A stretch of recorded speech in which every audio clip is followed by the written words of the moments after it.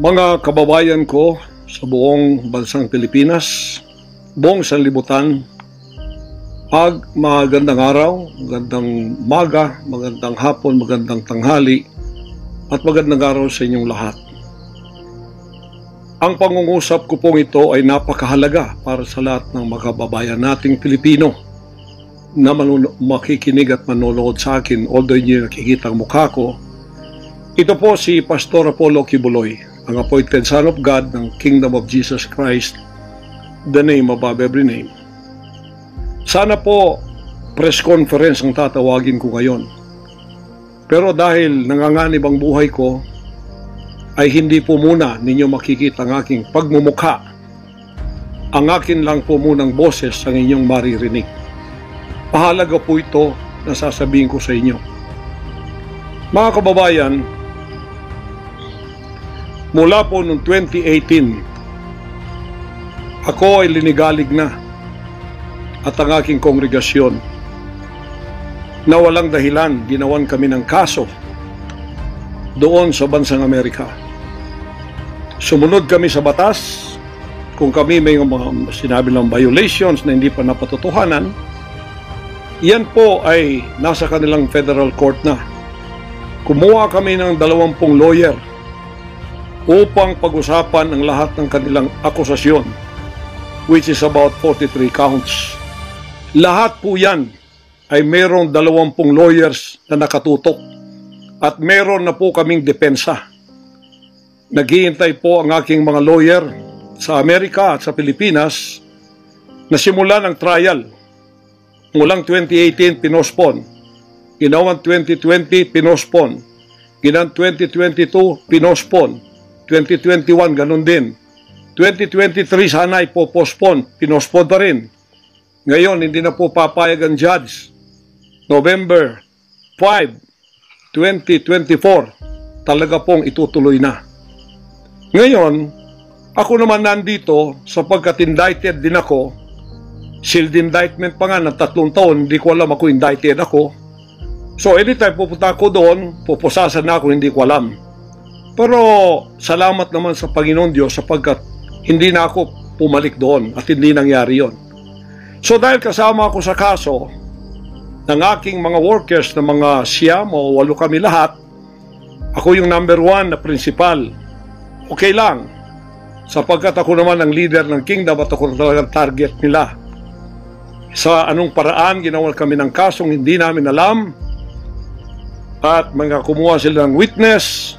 Handa na po kaming lahat ng aming depensa, lahat ng aming documents ng aking mga lawyers, US-based lawyers, handang-handa na po kami. Pinopospon nila palagi, pero ngayon hindi na. Ngayon, ako dito sa Pilipinas, dahil nandito na ako nung dumating yung mga kasong yan, hindi ako lumaya sa Amerika, kundi dumating ako dito wala pang kaso. Kinasuhan ako ng naka-sealed indictment, hindi na ako nakabalik doon pero nandito na ako sa Pilipinas. So hindi po ako tumakas. Ngayon dahil nandito ako, I will use my constitutional rights for extradition na siyang treaty ng ating bansa. Yan po ang iniintay ng mga lawyers ko dito sa Pilipinas at sa Amerika. Nihintay namin ang request ng US Embassy sa Department of Foreign Affairs. Hindi po dumating. Sapagkat kung yan pag-uusapan, i-endorse doon sa Department of Justice, wala rin doon. Hinintay namin para pag-usapan ang extradition treaty kung paano gagawin.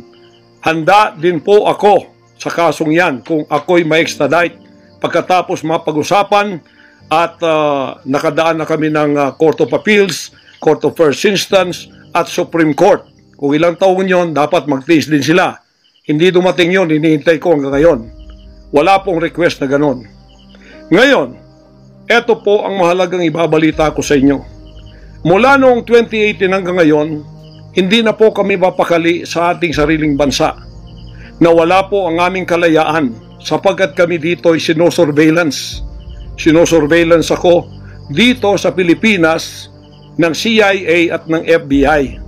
Sarili kong bansa, ako po ay nagtatago sapagkat liligwakin ako ng ganun-ganun na lang. Walang extradition process na gagawin. dumating po sa aming kaalaman sa mga sandaling ito from reliable sources. Correct me if I am wrong, but these are reliable sources na dumating sa akin na ayaw na raw po nila ng extradition treaty. Ang kanila daw pong gagawin ng CIA, ng FBI, ng US Embassy at State Department, kasabwat ng ating gobyerno, ng Pangulong Marcos at ng First Lady at kung sino pa man ang nasa gobyerno, ako ay rendition ng kanilang gagawin. Ang rendition, ang ibig sabihin po, anumang oras pwede lang pasukin ang aking compound at ako ay kidnapin. It's not only rendition but also elimination. If it is possible, pwede nila akong i-assassinate. So, nandun po sa dalawang yun. Kidnapping or assassination. Killing talaga, murder. Yun po ang dumating na balita sa akin ngayon from reliable sources. Kaya, mulang 2018, alam na po namin na may gagawin sila. Hindi lang namin alam kung paano sapagkat ang iniintay namin ay extradition sapagkat yun ang treaty natin. Ngayon, ito pong gagawin nila dahil hindi na sila dadaan doon ay illegal. Kidnapping or elimination or assassination. Di po ba sa atang sariling bansa ang aking constitutional rights na wala na? Sapagkat ako po ay binigay na sa kamay ng mga banyagang ito ng ating sariling gobyerno ni Pangulong Marcos at ni First Lady Araneta Marcos. Huwag kayong magkaila kung totoo itong sinasabi ko. Angkinin nyo, kung hindi, i-correct ninyo ako. Sapagkat ang buhay ko ngayon ay nanganganib. Kahit mukha ko, hindi ko pwedeng ipakita sa inyo. Sapagkat ako ay binigay na ninyo sa kamay ng mga Amerikano. At gagawin nilang gusto lang gawin sa akin sa aking sariling bansa. Ang aking 11 compounds, araw-gabi, sinosurveillan ng drone. Hindi po kami makatulog, hindi kami mapakali. Baka yung ginawa nila sa amin noong 2020 doon sa Amerika na bigla kaming pinasok, pinaggigibang pintuan, pinaggigibang lahat ng aming pamamahay sa loob, linigwak lahat, ay gagawin nila dito sa aming bansang Pilipinas sa aking mga compound. Saan man po ako naroroon, nandoon sila nakasurveillance sa akin at naghihintay na lang ng tamang pagkakataon upang ako ay kidnapin o kaya patayin o kaya i-assassinate na ganun-ganun na lang para mawala ako dito sa mundong ito. Na kanilang bakit ako naging hadlang, hindi ko alam. Hindi lang po yun mga kababayan, kundi ang aking leaders lahat kasama na sa elimination. Ito pong aking Board of Administrators, senior leaders, lahat po sila ay pwede na rin nilang patayin lahat. At pagkatapos hindi namin alam kung anong plano nila sa buong properties namin sa Kingdom Nation. Kahit bakit ganito sila kagalit at bakit ganito ang kanilang treatment sa akin na isang appointed son. Ang ministry ko po ay evangelizing the whole world with the Word of God. Hindi ko naman kasalanan ako'y maging kaibigan ng politikong tulad ni Pangulong Duterte, Vice President Sara. Taga Davao po kaming lahat. Lumaki kami lahat dito. Alam ko po ang aking mga kaibigan sila. Lumaki kami, mayor namin yan, prosecutor pa, naging congressman, naging president.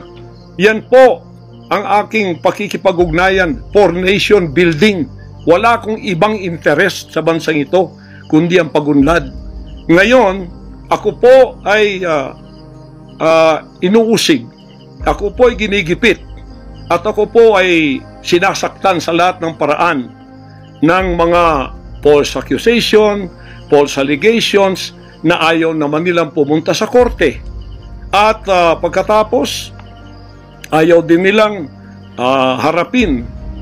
paharap itong mga false accusers na pinaggagawa nila to destroy my reputation para idamay sila Duterte family doon sa kapupuntahan ng mga investigasyong walang kakwenta-kwenta.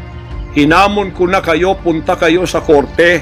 Ayaw ninyo, ikaw, Risa Hontiveros, ikaw, kayong tatlo dyan na nasa kongresong puro leftist. Hinahamon ko kayo, sabi ko, pumunta kayo sa korte sapagkat ang SMNI walang kasalanan, ginurgur ninyo sapagkat idinadawit ninyo kami sa politika. Nalis ninyo ang aming malayang pagpapahayag, ang aming press freedom, pati ang liberty ko na, ang aking freedom, ang aking constitutional rights. Wala na po. Palagi kaming nagtatago. Palagi kaming lumilingon sa likod namin sapagkat hinahabol kami. Nakapalibot sa amin ng mga CIA, alam namin yon. FBI nandyan din. Pinag-usapan na ito dyan sa State Department.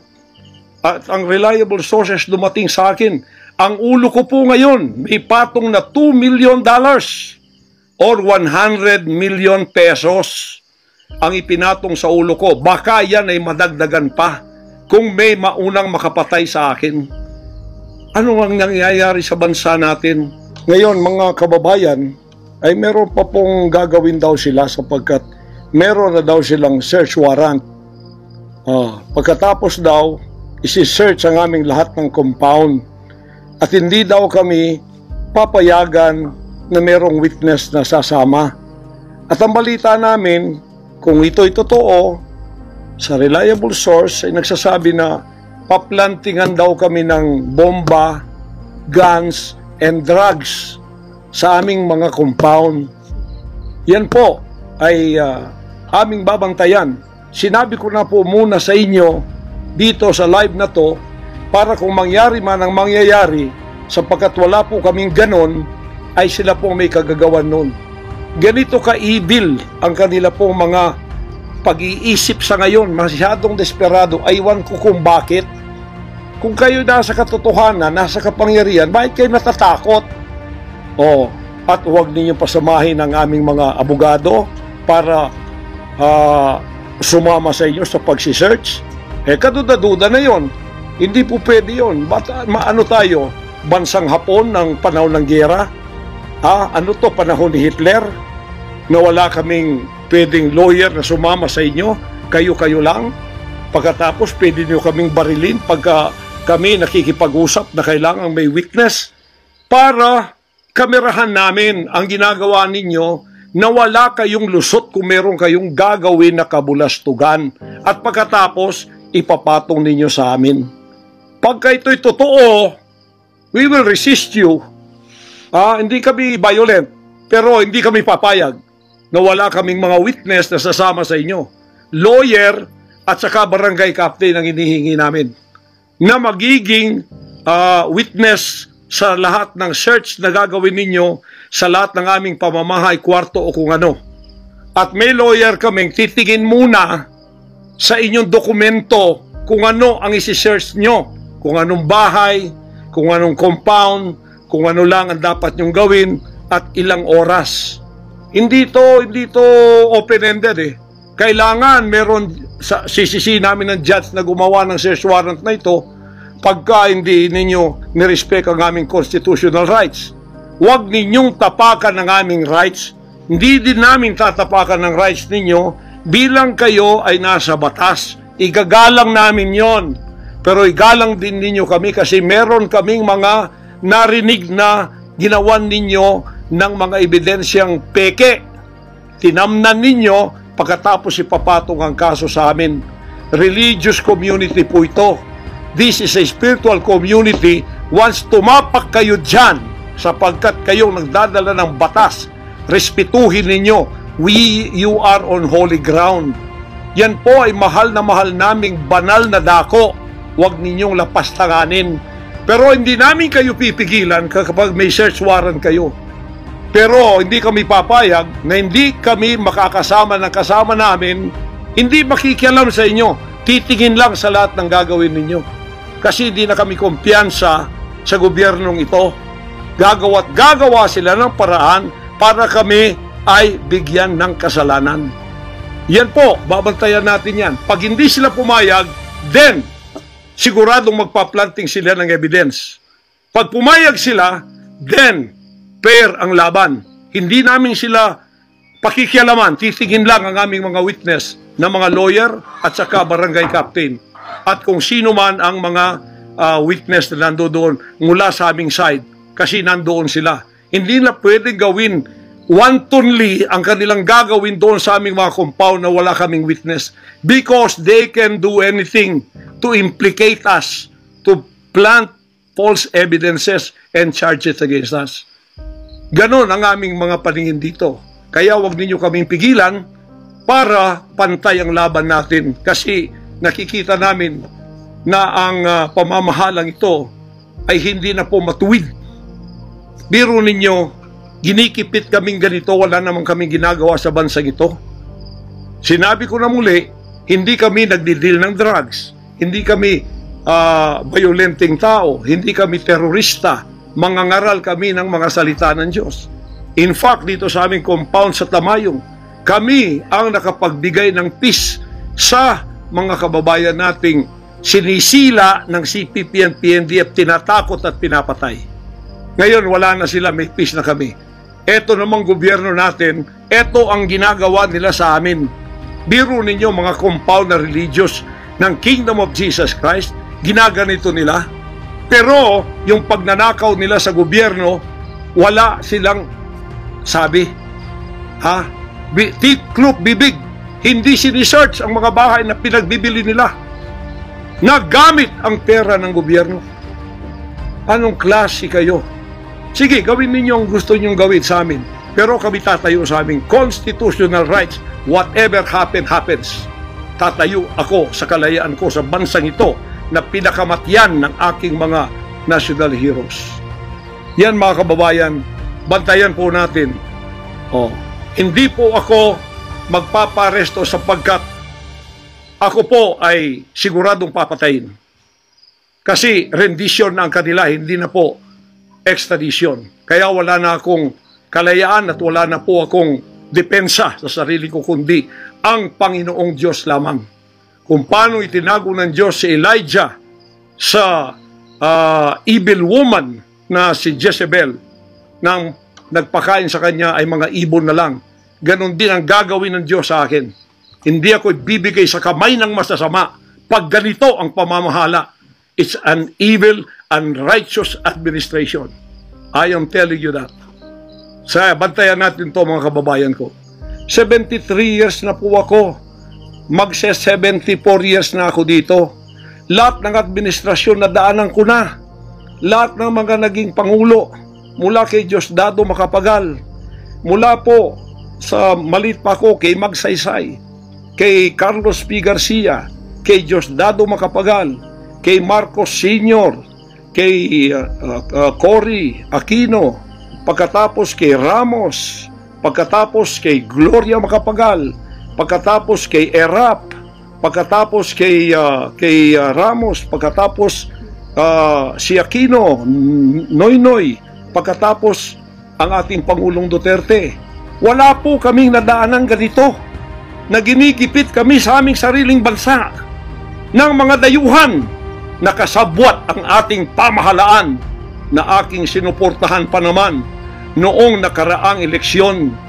Tandaan mo, President Bongbong Marcos, First Lady Lisa Marcos, pati ikaw, Martin Romualdez, hindi kayo dyan ngayon kung hindi kayo tinulungan ng SMNI at ng buong sangkatauhang Pilipino. Naniwala sila sa amin sapagkat ang SMNI lamang ang may credibility noong panahong yon hanggang ngayon. Ngayon, anong ginawa ninyo? Pinaggagawa ninyo kami ng kasalanan, inilagay ninyo kami sa kahihiyan, pagkatapos ibinilanggo pa ninyo ang dalawa naming mamamahayag, pagkatapos inaapi ninyo kami ng ganito-ganito lang. Ang aming pong tolerance, it has come to the rim. Our tolerance has been to the roofs already. Alam ninyo, hindi na po biro itong nangyayari sa bansang ito. Kung pababayaan po natin ang ganitong mangyayari ng mga dayuhang tulad ng Amerikano, CIA, FBI, State Department, US Embassy, gigipitin tayo with the connivance of our own President and First Lady and other members of the Congress. Kung pababayaan natin ito, nangyayari sa isang Pilipinong tulad ko na gumagawa ng kabutihan, trying our very best para makatulong kami, humanitarian, Children's Joy Foundation, dinemonize kami, kinriminalize kami. Biro nyo, ginagawa niyo dangerous criminal organization ang Kingdom of Jesus Christ. Buong sanlibutan ang akin pong 38 years na munga ng mga 6 hanggang 7 milyong kaluluwa na niwala sa katuwiran at nagbago ang buhay. Ngayon, ginaganito niyo ako ng dahil sa inyong politika na ang aking itinataas naman ay mga leader na tama tulad ni Duterte. Kasalanan ko ba yun na maniwala ako sa isang leader na matuwid at akin siyang itaas? Pagkatapos ganito kayo kadesperado para ako'y patayin at ang lahat ng aking mga senior leaders papatayin din, hanggang yung mga leaders na pwede pang pagkatiwalaan papatayin ninyo, and then you take over all of our properties and compound. Pagkatapos lilinlangin ninyo ang mga tao, pagkatapos magtatayo kayo ng sariling korporasyon, i-incorporate ninyo doon ang lahat ng properties na pinaghirapan, blood, sweat, and tears ng aking mga members all over the world. Tapos biglang-bigla ililipat ninyo doon sa inyong bagong korporasyon at pagkatapos itataas ninyo ang kamay ng isang tao tulad ni Bandari at sasabihin niyo, ito ang leader ninyo ngayon. Ano ang Kingdom of Jesus Christ? Political government? Hindi po ganon. Mangyari ng mangyayari. Hindi po papayagan ng Panginoon Diyos ang mga bagay na itong nangyayari sa ating bansa sa mga sandaling ito. Kung ako, mabuting tao, kung ako nangangaral ng katuwiran, kung ako tumutulong ng kusang loob at hindi nagpapautang loob kanino man, ginaganito ako, sino pa kaya kayo, mga kababayan ko? Bumukas na po ang mata natin, magkaisa na tayo at alisin ang evil administration na ito na siyang ginagamit ng masamang espiritu upang ang kadiliman ay bumalot sa buong bansang Pilipinas. Alam ko, mahal ninyo ang Pilipinas, mga Pilipino. Naghihintay lang tayo ng tamang pagkakataon. Meron pa bang ibang pagkakataon? Tingnan niyo nangyayari sa Kongreso. Tingnan niyo yung korupsyon. Tingnan niyo yung droga. Mismong ating presidente, mismong kanyang pamilya, inakusahang druggists, inakusahang mga drug addicts. Wala tayong ginagawa. Mismong Pangulong Duterte na nagsabi niyan. Mismong naririnig natin araw-araw, durugista siya. Pagkatapos, kami pa ngayon ang inaapi-api sa aming paglilingkod. Pagkatapos sila ay mga kriminal na nakaupo dahil may kapangyarihan. Kami ngayon ang liligwakin nila. Hindi ba yan karumal-dumal sa harap ng ating Panginoon Diyos? Hindi ba yan ay isang pamamahalang hindi tama? Si Nebukadnezar, pinakain ng damot, ginawa siyang hayop. Ang kanyang anak si Belshazzar, nakakita ng handwriting on the wall. Pagkatapos, inalis ang kaharian sa kanya at ibinigay kung sino ang magiging matuwid na haharap sa Panginoon Diyos. Anong tingin ninyo sa akin bilang pastor? Dinemonize. Ang reputasyon ko pinagsisira. Ngayon, hindi na ako buhay. I am a living dead. Kung walang Panginoon Diyos sa akin, pinatay na ako sapagkat lahat ng gadgets nasa sa kanila. Lahat ng gadgets ng Amerikanong yan nasa sa kanila. CIA, FBI, at sino pa ang kanilang mga galamay dito na pinagbibili na nila. Ako, hindi ako drug lord. Ni minsan hindi ako nakatikim ng droga. Mulang-mula pa, inialay na ako ng aking ama na maging isang ministro ng banal na kasulatan. Hanggang ako'y lumaki, hanggang ako'y naging 74 years old, hindi ko po na-enjoy ang aking kabataan sapagkat hindi ako nagliwaliw. Ako po'y nangaral. 50 years na akong nangangaral. 38 years in the kingdom ministry. Ni isang sigarilyo hindi tumama sa bibig ko. Ni maliit na bisyo hindi ko pinasok. Ako po ay hindi nag-asawa. Ngayon, inaakusahan ako ng napakaraming babae. Ito po ang kasalanan ko. Pinayaman ako ng Panginoon Diyos, akala nila sa akin. Single ako, kaya pinag-aagawan ako. Pagkatapos na ako ay maghihindi, mapapahiya, ibabaligtad nila sa akin. Yan ang tinatawag kong Potiphar's wife syndrome. Hindi po ako nagsasalita ng ganito kasi mapahiya ang mga babaeng yan. Nag-aagawan sila. Mahirap man sabihin. Pinag-aagawan nila ako dahil nananawagan sa mga magulang, mayaman na tayo pag nangyari ito. Sabi ko, hindi mangyayari yan kasi dedicated ako eh. Napahiya, ngayon binayaran at ngayon binabaligtad ng lahat ng istorya. Mahirap pong sabihin ko ito kasi masisira ka lang pagkababae. Napilitan lamang ako sapagkat ang buhay ko po'y nanganganib. Anytime pwede na akong kidnapin kung nakita ang aking lair, ang aking hideout. Anytime pwede na akong ligwakin. Ang aking mga BOA leaders, hindi na po natutulog sa compound. Kung saan-saan na lang po mga membro kami natutulog. Doon sa mga payak na mga bahay, doon sa mga bahay na hindi kilala. Sapagkat lahat po kami nakalista na, napapatayin, gugurgurin. Wala po silang takot kasi nasa kanila daw ang kapangyarihan. Mahal kong kababayan, nagtatago ako sa sariling bansa. Sariling mga compound namin na pinaghirapan. Hanggang kami na ako saan nagpapalimos. Pero yung amin pong sinusulisit, tingnan ninyo ang humanitarian na ginagawa namin. Ni 5 wala kaming ninanakaw. Yung mga volunteers ko, walang sweldo. Araw at gabi. Sapagkat nakikita namin ang mga kabataang Pilipino, pinabayaan ng mga politikong yan. Kami po nagsasacrifice para mapakain sila, mapaaral na wala pong bayad. Pagkatapos, ang kababayan nating nalipusta, kalamidad, walang tumutulong. Kung may tumutulong man, politika at may kabayaran. Nagtitiis po kami sa mga pag-alipusta.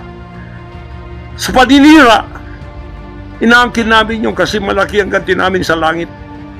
Ngunit pagka nakasalalay na ang ating mga kalayaan, lalo na sa kamay ng mga banyagang ito, na wala naman tayong ginawang masama sa kanila, tumutulong pa ako sa Amerikang yan. Nagdodonate ako doon sa malalayong lugar tulad ng Appalachian na hindi nakapag-aral ang mga bata. Bumili kami ng napakalaking library para sila'y makapag-aral. Mga Amerikano po yan.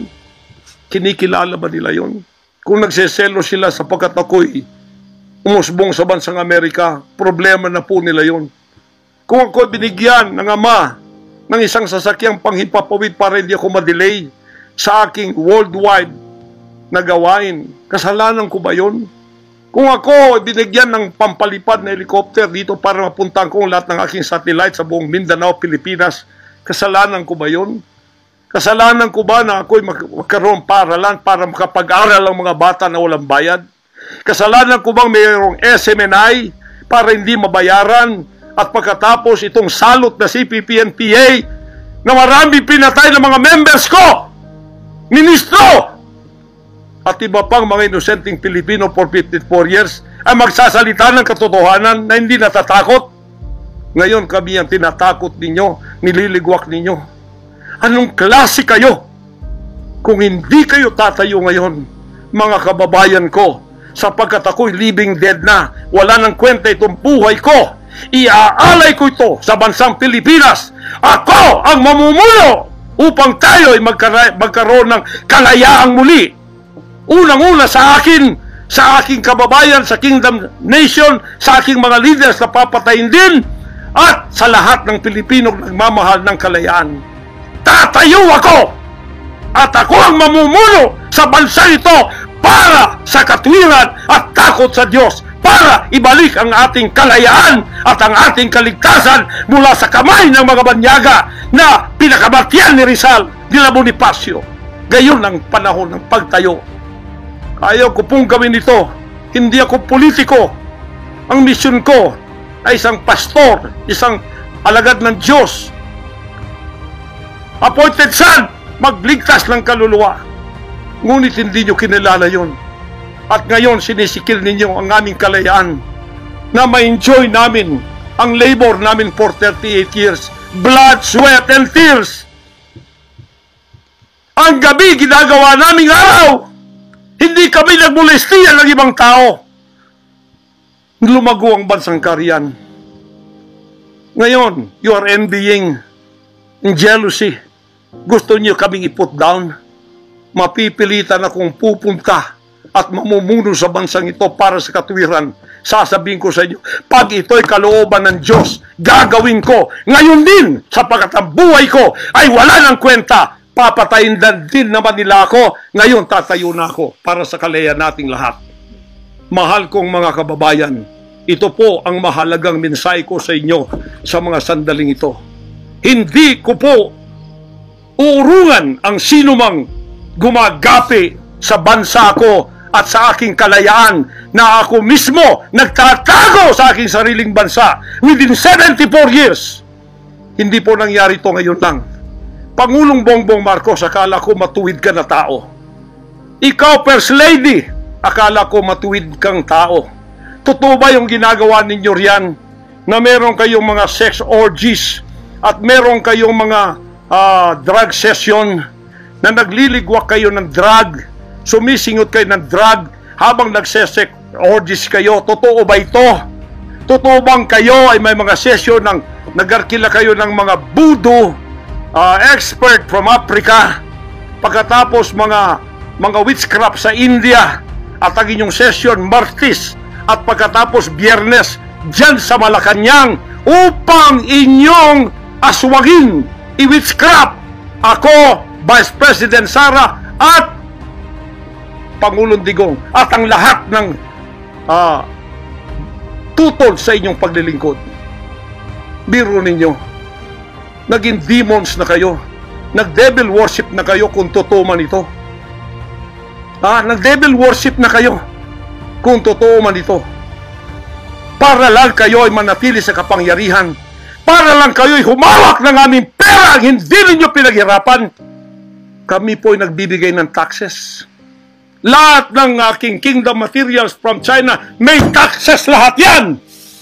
Milyon-milyon ang aming binabayad. Ngayon, ginagawa pa ninyo sa amin ito? Matuwid ba kayo? President Bongbong Marcos, Lisa Marcos, makinig kayo. Totoo ba na gumawa kayo ng aksyon kasama ng FBI na ako ay nyo nang ipaligwak at binigay sa kanilang kamay? Kaya't sila'y gumagawa ng ganito with impunity sa aking sariling bansa. Kung ganyan ang ginawa ninyo, I will not honor you. I will not respect you because you did not honor me and you did not respect me. You are no longer worthy to be our trusted leader.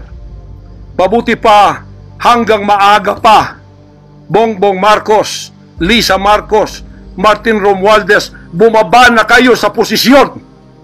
Mag-resign na kayo sapagkat hindi hihinto ang tinig na ito habang naririyan pa kayo. Mga kababayan, tatayo ako sapagkat patay naman lang din ako. Tatayo ako hanggang buhay pa, hanggang may hininga pa ako, para sa natitirang buhay ko ay magkaroon naman tayo ng boses at magkaroon ng kahit munting kalayaan na lang mula sa mga banyaga na kasabwat ang mga makapiling Pilipinong ito na itinayo natin sa kapangyarihan. Akala natin ay maasahan natin sila. Mga demonyo pala. Sorry to say that, but that is the truth. If that is not the truth, then tell me. And you cannot judge me. You cannot condemn me. I am dead already. I am a living dead in your book.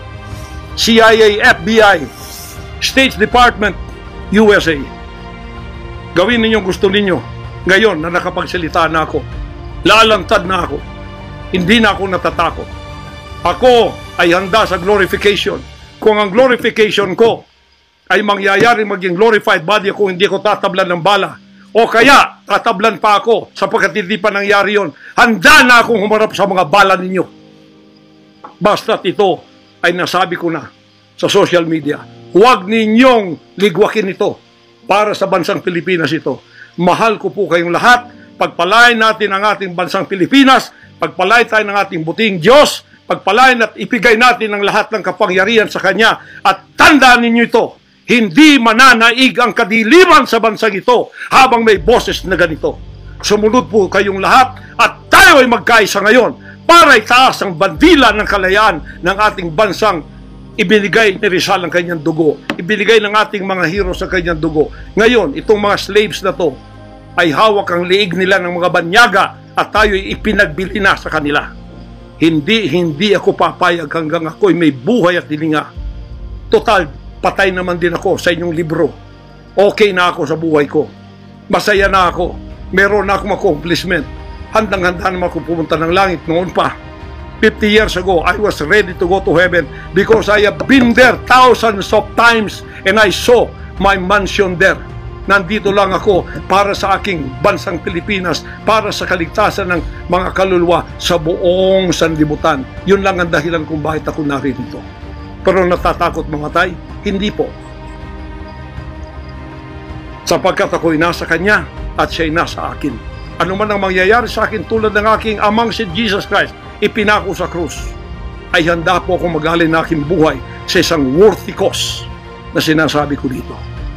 Magandang gabi po, magandang araw sa inyong lahat. Hanggang dito lang, pagpalain tayo ng ating dakilang Ama. Sa Kanya lahat ang kapurihan at ang kapasalamatan at ang kaharian magpakailanman ay mananaig dito sa ating bansa at sa buong sanlibutan. To God, our Jesus Christ, be the glory forever. Amen.